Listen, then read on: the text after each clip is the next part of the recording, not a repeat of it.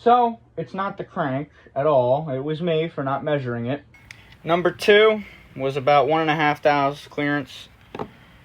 Number 4 was about 7 thou clearance. We even had to use a different one of these.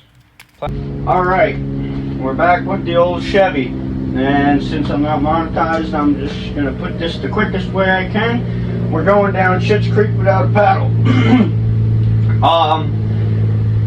It's not a 350, it's a 305. We found this out through a machine shop. We had to send cylinder 2 and 4 connecting rods out and get them back to a circle. They got them back to a circle, but then they said, hey, your bearings aren't seating. So they checked our connecting rods. They had to take them off the piston, and they went to see if it was bent. They said that they were both bent like pretzels. So they bent our connecting rods back to straight, and then they said they had to take more material off, and then they did, but then they'd have had to take new tangs and do that. So thankfully these motors are very compatible. The 350 and the 305 are the same block with a different bore. Sometimes they have a different cam. Walked out with the cam in this area. They were compatible perfectly within a 2-year marker. I got a new head gasket. We got new connecting rods off of eBay. They cleaned them up. They checked them for us. They were within spec. We installed it because it's just been a crapshoot. No time. I wanted to record it, but I couldn't. But we got it in. We torqued it. The motor spins over. Now we just need to make a redneck video. They made us a custom tool so we could do this because it's done. Not a lot, but it's done.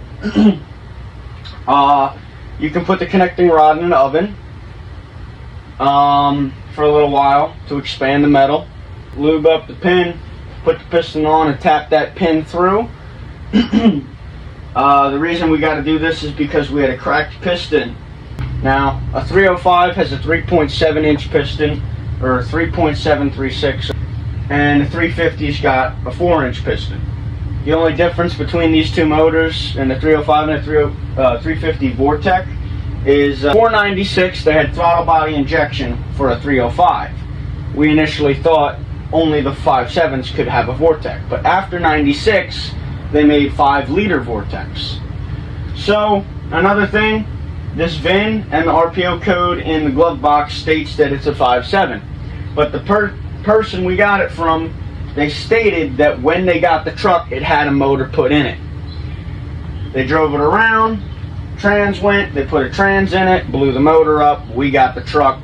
They're going to go ahead and assume, due to the other electrical work and custom work that's been done to this truck, I'm going to say whoever did swap this engine to a 5.0 from a 5.7, I'm going to go ahead and say they probably put a motor and had it tuned, because you normally can't run a 5.0 on a 5.7 tune. It won't run right, other than knocking and squeaking. But we did ride in this truck years ago, and it did drive okay with this engine. So that's what we're looking at. We got to throw this motor back together, throw that piston and rod in, and we should be good. Got to throw an O2 sensor and set the camera tard, and that's what we're looking at. All right, here we have everything set up. We have our old connecting rods for a representation of how it is assembled. We have an exploded view. We have our body of the connecting rod. This is our pin end, and this is known as your big end. These have studs pressed fit into the body of the rod with nuts that torque this up together over the crank. Now, these bearings will push in and slide to perfectly fit the rod body and the cap. When they compress, it creates a perfect circle around the crank, and the crank shoots oil up between these bearings and the surface of the crank, or the rod journal in this case, due to oil passages that float through the crank. Now, you have your assembled piston assembly. This doesn't have any bearings in it because we need to put this in the oven for when we assemble it in the later video. This is a press fit pin. This pin will be set into here. It normally goes into the piston easier because it's bigger than that alone. So there you go.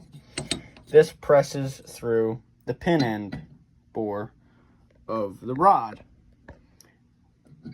The reason we're heating it is because we do not have a press and we need to make this as easy as possible. And we will be doing this with the piston along with the rod supported by these two sides. Here you have your compression ring and your two compression rings and your lower oil ring. In this case, our ring sizes are. The next video will also show you guys how to install these rings and how to stagger them in the correct orientation.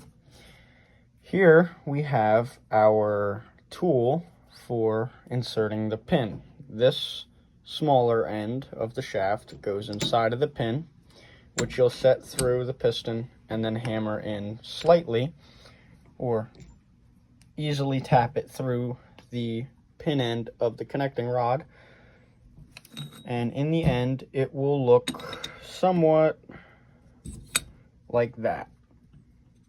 Maybe a little more in.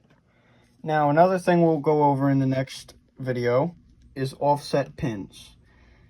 In these later engines, what they did is they offset the pin from the center. And what this does is it's supposed to help with piston slap on cold starts and stuff like that. Some old school methods still like reverse the pistons. You might have a little more noise, but it's supposed to bump up the power a little bit. But we're not going to be doing that in this case, especially because it's stock replacement build along with a normal. We don't want to mess with nothing. Here we are. We can kind of see that this is offset to the left just slightly. So we will go over that in the next video. You can also see that this is a dish top piston with 4 valve reliefs. This is pointing towards where we need to have the piston set in the cylinder like this. But we will be unable to use this piston due to it being cracked. That is why we are going to be ordering one in the near future. It should be here on Wednesday. Now, that is our little explanation on that. We got our intake gaskets. We got Felpro high vacuum. Part number is 98,000 R1. You can get these off of AutoZone for $81, but you can also get the full set with other gaskets from Amazon for 45 bucks. Same quality, same gaskets. I'd recommend Amazon. Just make sure the part number's right. And here's our new improved head gasket. So, I hope this helps you guys out. I hope this information helps any new upcoming engine builders who want to do it on a budget. And yeah, do your homework. Make sure you know what motor is in your vehicle. The only reason this is working out for us is because we got extremely lucky. Thankfully, the 350 and the 305 connecting rods and crankshafts are compatible along with the cam within our year. And yeah, I'll see you guys when we go to put this stuff together and when we assemble the engine. Hope you enjoyed.